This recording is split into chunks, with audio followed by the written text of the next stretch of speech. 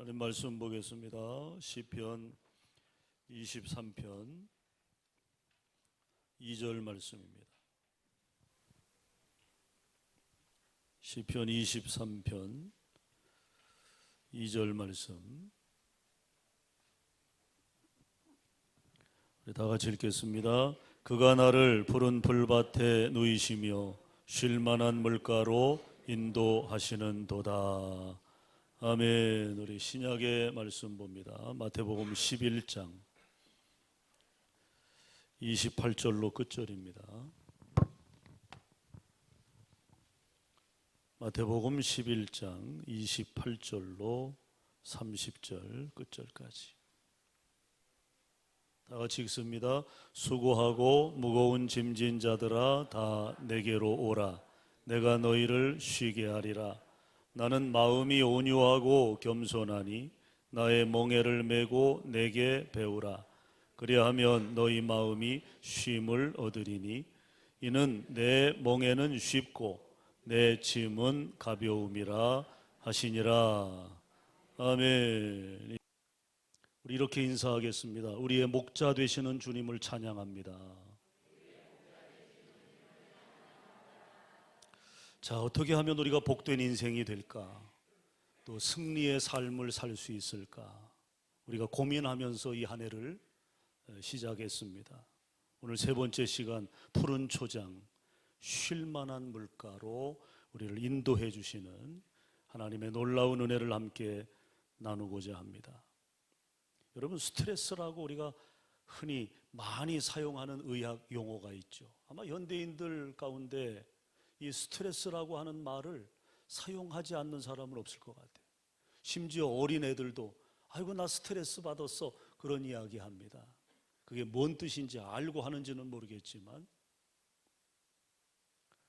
여러분, 이 스트레스는 단순한 것이 아니죠. 이 스트레스는 모든 병의 직간접의 원인이 된다고 합니다. 의학자들에 의하면 90%, 현대인들이 앓고 있는 90%의 질병이 이 스트레스로부터 시작된다는 거죠. 우리가 어떤 일, 어떤 상황으로 인해 스트레스를 받게 되고 또 그것이 계속 가중되면 우리 몸 안에서 나타나는 대표적인 증상들이 있어요. 체온이 떨어집니다. 혈압도 떨어지게 됩니다. 저혈당으로 혈액이 농축되면서 쇼크가 일어난다고 합니다. 그러니까 이 지경까지 되면 이거는 상당히 위험한 상황이 되는 거죠. 그러므로 스트레스를 극복하지 못하면 사망에 이르게 된다는 거예요.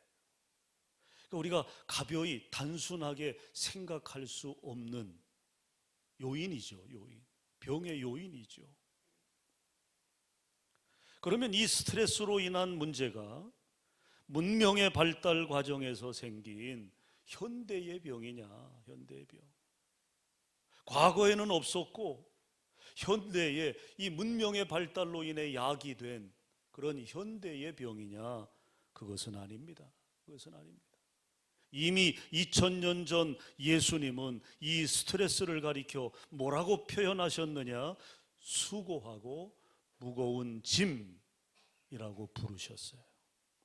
우리는 지금 스트레스라고 그렇게 이야기하지만 예수님은 수고하고 무거운 짐이라고 그렇게 부르셨다는 거죠. 그리고 이 수고하고 무거운 짐진 자들을 향해 다 내게로 오라 내가 너희를 편히 쉬게 하리라 초대하셨어요. 지난 한 주간 스트레스 받고 사신 분 계십니까? 오셨습니까? 잘 오셨습니다. 오늘 예수님께서 수고하고 무거운 짐진 자들을 오라고 초청해 주셨어요. 스트레스에 시달리는 사람들을 오라고 부르신 것입니다. 다시 말하면 병적인 스트레스에 눌린 사람들을 쉼의 자리로 초청하고 계시는 거죠. 그리고 이 초청에는 스트레스로부터 해방되어 참된 안식을 누릴 수 있는 처방 두 가지를 제공해 주십니다. 자, 오늘 마태복음 11장 본문에 보면요, 예수님께서 하신 말씀 가운데 보면 명령사 두 가지가 나타납니다. 명령형으로 된 표현이죠. 두 가지가 나타나요. 그 첫 번째가 28절 내게로 오라는 것입니다. 따라합시다. 내게로 오라. 그렇습니다, 여러분. 내게 오라는 거예요. 내게 오라. 도대체 예수가 누구이기에 그는 우리에게 내게 오라고 말씀하시는 것일까요? 마태복음의 이 짤막한 복음에는 유난히 나라고 하는 1인칭의 단어가 여러 번 사용되고 있습니다. 짧은 단어인데 나라고 하는 1인칭이 계속해서 반복돼요. 내게로 오라, 내가 너희를, 나는 마음이 온유하고 겸손하니 내게 배우라, 1인칭을 사용하고 있어요. 여러분, 우리가 보통 이처럼 대화를 하는데, 사람을 만나 대화를 하는데 자기, 나라고 하는 단어를 많이 자주 사용하는 사람에 대해 우리는 반감을 가지고 있어요. 반감을. 그 반감을 갖게 되는 두 가지 이유가 있습니다. 하나는요, 주로 나라고 하는, 자기라고 하는 존재를 부각시키는 사람들은 먼저 과대망상적인 에고 컴플렉스를 가진 사람일 확률이 높기 때문에 우리는 반감을 갖습니다. 아니, 지만 잘난 줄 알아. 자기가 최고야. 다른 사람들은 눈에 보이지도 않나?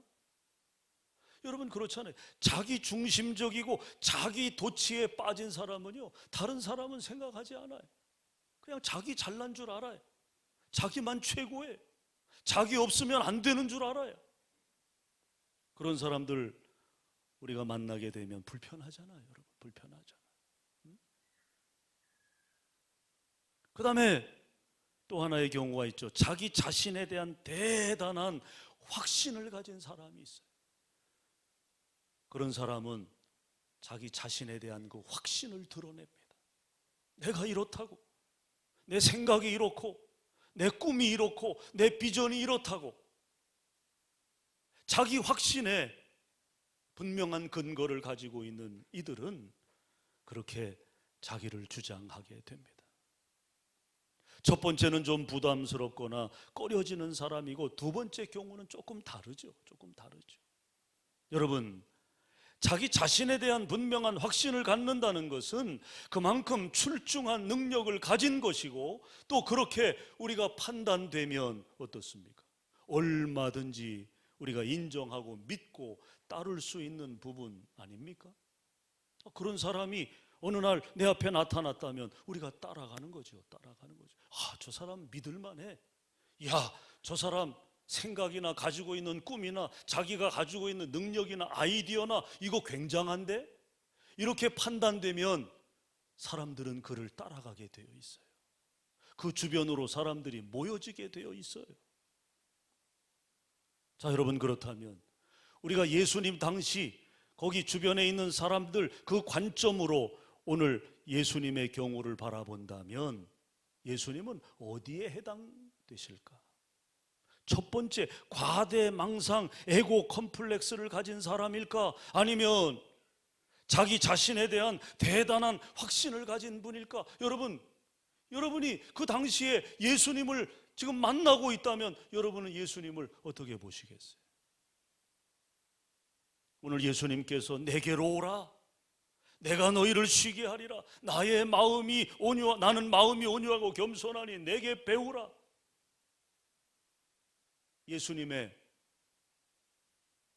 이런 외침을 우리가 듣는다면, 저 사람은 뭐 자기밖에 모르나? 저렇게 자기 도취에 빠져 있나? 우리가 그렇게 예수님을 볼까요? 아니면 정말 뭔가 대단한 확신을 가지고 어떤 능력을 가지고 있는 그런 분으로 우리가 예수님을 볼까요? 당연히 후자이죠. 그렇습니다, 여러분. 예수님은 대단한 확신 정도가 아니라 절대자이신 줄로 믿습니다. 절대자라는 거예요, 예수님. 사복음서 가운데 특별히 요한복음은 예수님의 신성을 강조했죠. 그래서 요한은 예수 그리스도께서 절대자이신 하나님 되심을 그의 복음서를 통해 강조합니다. 예수님은 절대자이시다. 하나님이시다.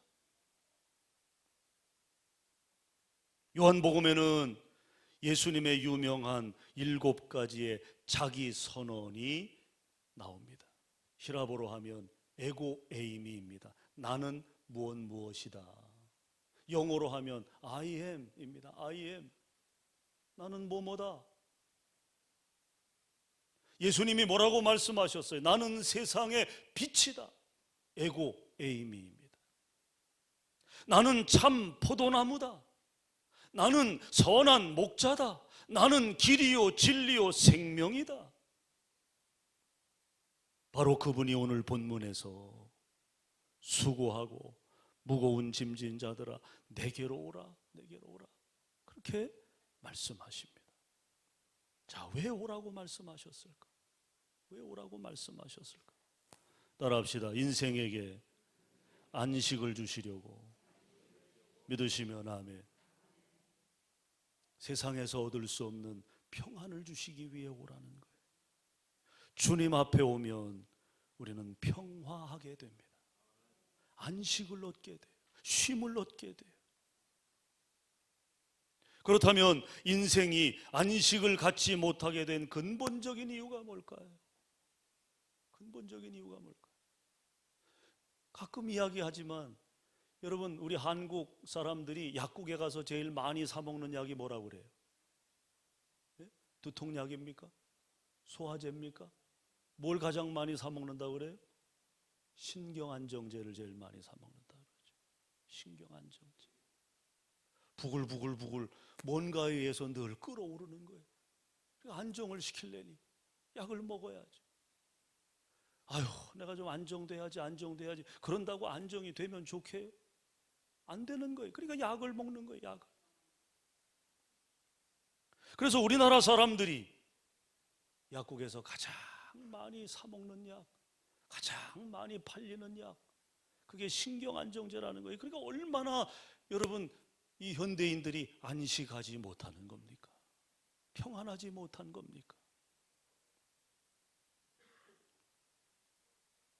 인생이 안식을 갖지 못하는 근본적인 이유, 그것은 바로 죄 때문입니다. 죄 때문입니다. 죄가 인생에게서 안식을 빼앗아간 것이고, 죄가 평안을 빼앗아간 것이고, 우리의 인생에서 기쁨을 빼앗아간 것입니다. 그러므로 예수님께서 이 땅에 오신 근본적인 이유가 바로 안식을 빼앗아간 우리의 죄 문제, 그것을 해결해 주시기 위해서 오신 거예요. 믿습니까? 그러면 우리가 예수를 믿고 죄사함을 얻는 순간 제일 먼저 누리는 축복이 뭐냐? 그게 마음의 안식이라는 거예요. 마음의 안식. 예수님의 선물이죠. 그러나 우리가 기억해야 할 것은 예수 믿고 안식을 얻었지만 육신을 입고 사는 불완전한 인생이기 때문에, 또 연약하기 때문에 우리가 얻은 안식은 언제든지 흔들릴 수 있다는 거예요. 흔들릴 수 있다. 자, 그러면 주님께서 우리에게 주신 이 소중한 안식을 우리가 어떻게 하면 지속적으로 유지할 수 있을까? 예수님은 우리의 연약함을 아시기 때문에 친절하게도 안식을 유지할 수 있는 방편 2가지를 주셨어요. 그 하나가 말씀이고요, 또 하나가 성령입니다. 말씀과 성령을 우리에게 주셨다는 거예요. 농학자였고 친히 양을 치는 목자였다가 목사가 된 필립 켈러라는 분이 있어요. 목자와 양이라는 아주 얇은 책, 제가 아주 감명 깊게 읽었던 책입니다. 목자가 양을 안식하게 하기 위해서는 기본적으로 2가지가 필요하다고 그는 이야기합니다. 그 첫째가 배불러야 한다는 거예요. 배불러야 한다. 여러분, 갓난 아이들도 배고프면 잠 못 자요. 그러니까 울어대는 거예요. 아이 시끄러워. 그럴 게 아니라 뭘 줘야 돼요? 젖을 물려야죠. 배가 부르면 자지 말라고 그래도 자요. 예? 배가 불러야 자는 거예요, 아이들은. 그렇습니다. 양도 마찬가지. 배가 불러야 안식을 한다는 것입니다. 배고픈 양은 절대로 안식할 수 없고 푸른 초장에 절대로 눕지 않는다는 거죠. 그 다음에 두 번째는 안전감입니다. 안전감. 필립 켈러는 파리나 해충이 주변을 날기만 해도 양은 결코 풀밭에 눕지 않는다고 합니다. 불편하면 눕지 않는 거죠. 이게 양의 속성이라는 거예요. 양은 자기가 안전하다고 느낄 때 비로소 초장에 눕는다는 것입니다. 마찬가지로 그리스도인들이 영적으로 배고프지 않기 위해 우리의 선한 목자이신 예수님께서는 우리에게 영의 양식인 하나님의 말씀을 주셨다는 거예요. 말씀은 영의 양식입니다. 요한복음 17장 8절 스크린 보시면 거기 뭐라고 기록되어 있습니까?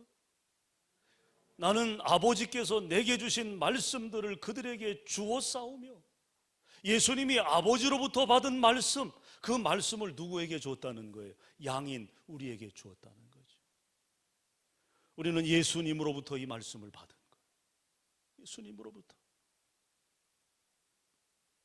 또 그는 이 세상을 떠나기에 앞서서 보혜사 성령을 보내주시겠다고 하시면서 요한복음 14장 17절 18절에 이렇게 약속하셨어요. 스크린 보시고 우리 함께 읽겠습니다. 다 같이 시작. 그는 진리의 영이라 세상은 능히 그를 받지 못하나니 이는 그를 보지도 못하고 알지도 못함이라. 그러나 너희는 그를 아나니 그는 너희와 함께 거하시며 또 너희 속에 계시겠습니다. 할렐루야.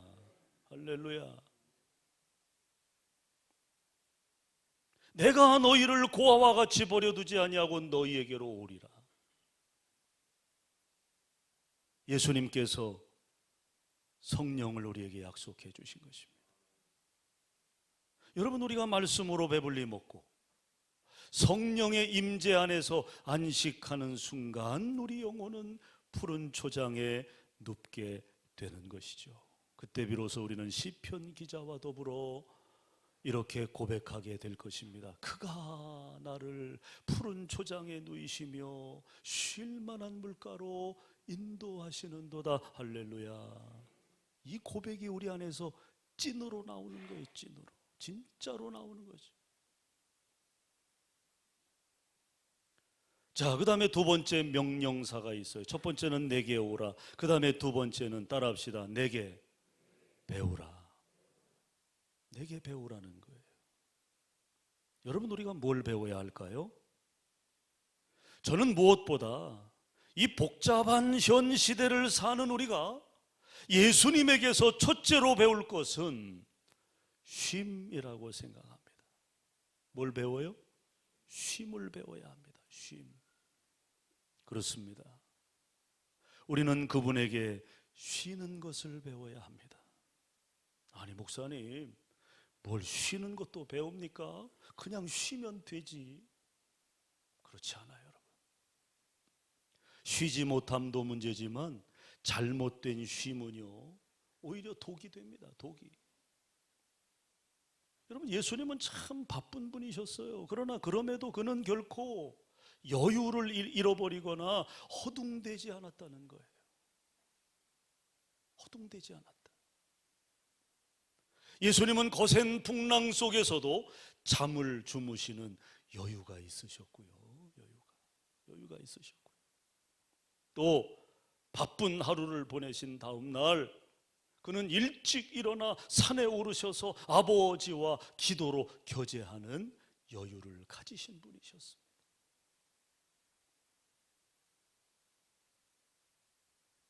저 광림수도원이라고 있어요. 경기도 광주에. 코로나 때문에 못 갔습니다마는 해마다 목회하면서 거기를 혼자 올라갑니다. 거기 올라가면 지금은 뭐 숙소가 어떻게 좀 리모델링이 됐나 모르겠지만 옛날 지은 건물이기 때문에 조금 이렇게 가구도 좀 레트로하고, 예, 아주 좀 그 예스러운 그런 부분들이 좀 있어요. 또 그런 게 정서에 맞으니까 거기에서 이제 묵으면서 그 위쪽으로 보면 이제 산 정상까지 이렇게 길을 만들었는데, 그 길이 여러 말씀도 있고 또 이런저런 그 테마처럼 이렇게 해놔서 거기를 홀로 이렇게 걸어서 산 위로 올라가다 보면 마음의 평안을 얻게 됩니다. 마음의 평안을. 뭔가 주님께서 이렇게 만져주시는 그런 사랑의 어떤 손길도 경험하게 되고요. 그러면 모든 무거운 마음들이 다 씻겨 내려가는 거예요.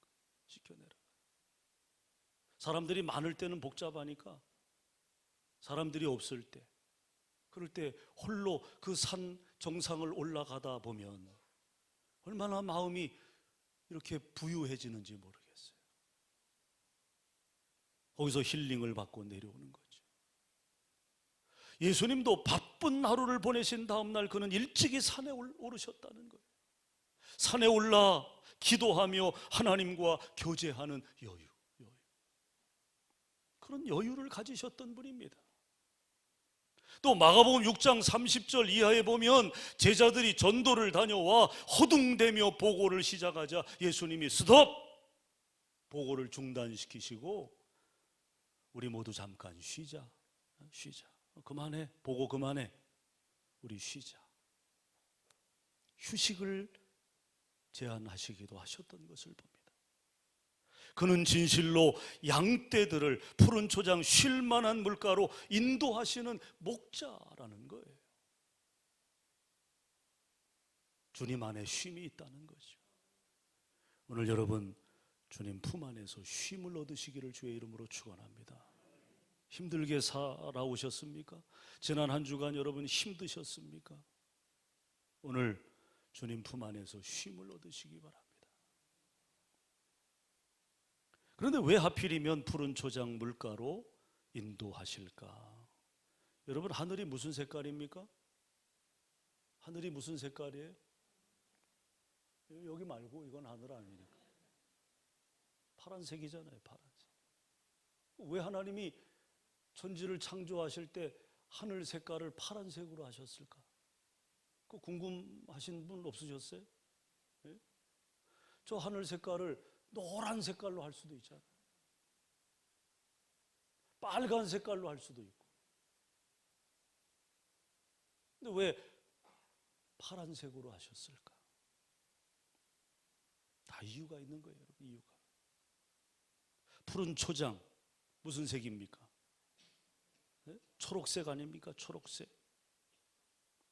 그런데 여러분 심리적으로 사람의 마음을 가장 편안하게 하고 안정감을 주는 색깔이 하늘색, 초록색이라고 합니다.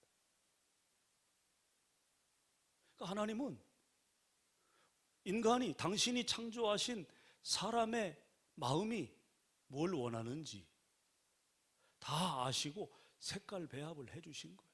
얼마나 섬세하십니까? 얼마나 섬세하세요. 무슨 뭐 G7 세계를 이끄는 나라 수장들이 모여가지고 야 우리 하늘 파란색 마음에 안 드니까 저거 우리 녹색으로 좀 바꿔보자, 아니면 뭐 똥색으로 좀 바꿔보자, 그런다고 여러분 바꿀 수 있습니까? 바꿀 수 없어요. 인간의 영역이 아닌 거예요. 하나님의 영역인 거죠. 우리가 파란 하늘을 쳐다보노라면 여러분 얼마나 마음이 시원해집니까? 네? 건물, 빌딩, 숲 사이에 살다가 우리가 산이나 들이나 이렇게 나가보면 얼마나 좋아요. 얼마나 좋아요. 푸른 나무를 보고, 네? 푸른 자연을 보면 얼마나 여러분 마음에 힐링이 되고 치유가 됩니까? 얼마 전만 해도 병원에서 환자들에게 청결감을 느끼게 해주기 위해서 주로 흰색을 많이 사용했어요. 흰색. 그런데 최근에는요, 흰색 잘 사용하지 않아요. 하늘색이나 초록색을 많이 사용하고 있음을 봅니다. 왜냐하면 그게 훨씬 더 환자들 치유하는 데 도움이 된다는 거예요. 심리적으로 말이죠. 제가 우리 1층 예배실에 그 강단 쪽 벽에 파란색 현수막을 이렇게 붙여놨어요. 그거 쳐다보실 때마다 스트레스 받는 분 있습니까? 그 색깔이 주는 스트레스가 있거든요.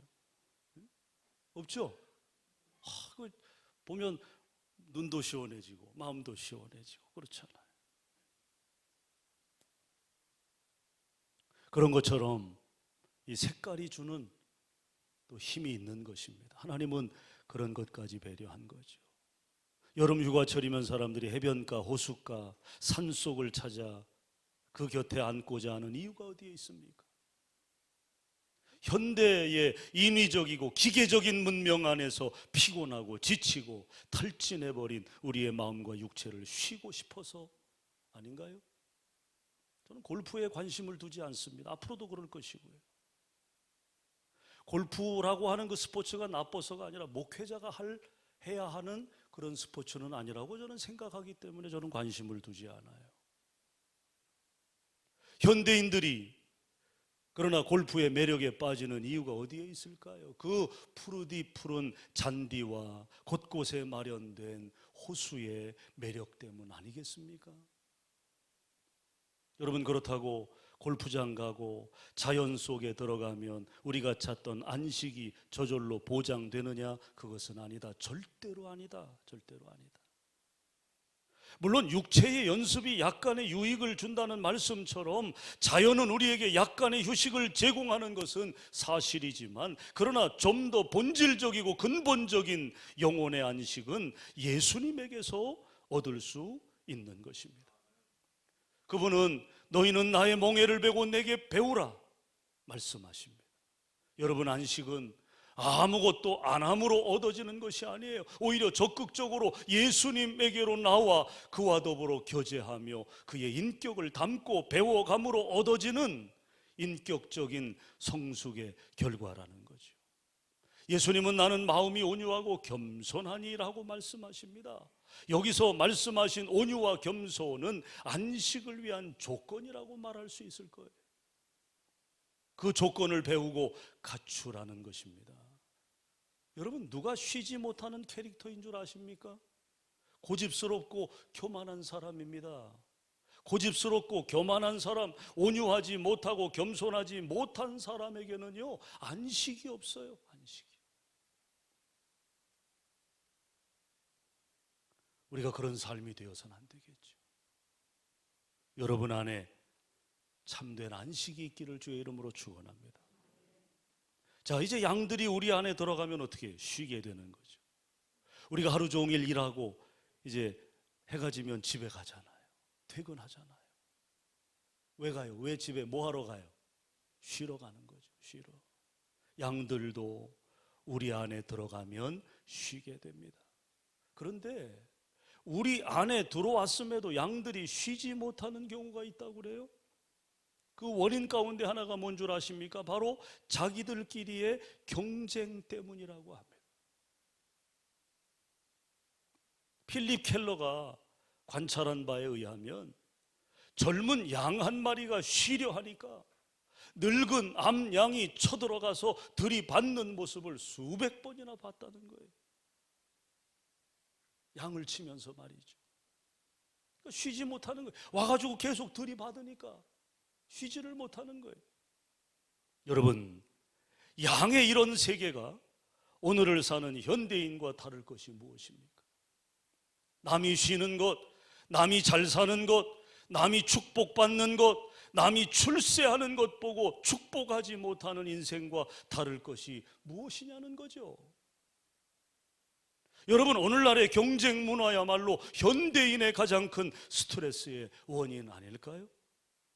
우리 모두 옛날보다 훨씬 더 잘 살고 있지만 상대적인 박탈감 때문에 비교하면서 미워하고 시기하고 자학하는 이런 어리석음을 범하는 이들이 얼마나 많은지 몰라요.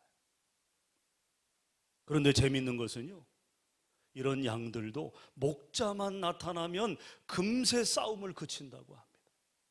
목자만 나타나면 싸움을 그친다. 그러므로 우리 모두는 사람이 아닌 이웃이 아닌 누구를 바라봐야 돼요? 우리의 목자를 바라보고 사는 거죠. 목자를 바라보고 사는 거예요. 주께서 일주일에 하루 안식일을 예비하신 이유가 바로 거기에 있는 것입니다.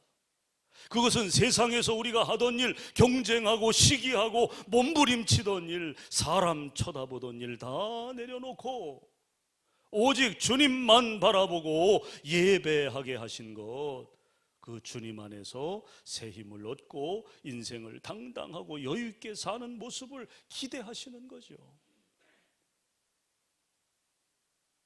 여러분, 우리가 사랑하고 있으면 누구만 보여요? 우리가 사랑하고 있으면 지금 누구만 보일까요?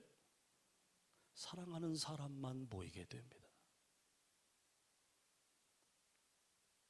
그리고 그 사랑은 우리에게 삶에 필요한 에너지를 줍니다.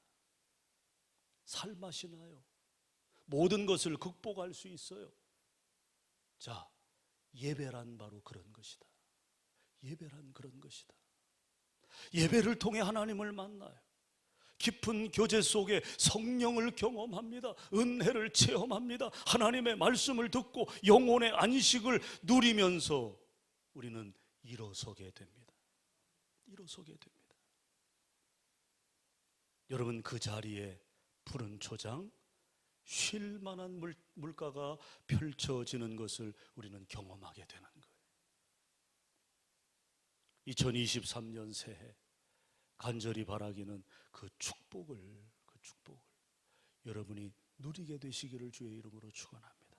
예배를 통해 살아계신 하나님, 우리가 사랑하는 하나님, 사랑하는 나의 주님 만나는 그 기쁨과 감격 속에 우리가 힘을 얻고 위로받고 안식하며 다시금 용기를 얻어 우리가 나아갈 수 있는 그 자리, 거기가 푸른 초장, 거기가 쉴 만한 물가, 바로 여기입니다. 여기.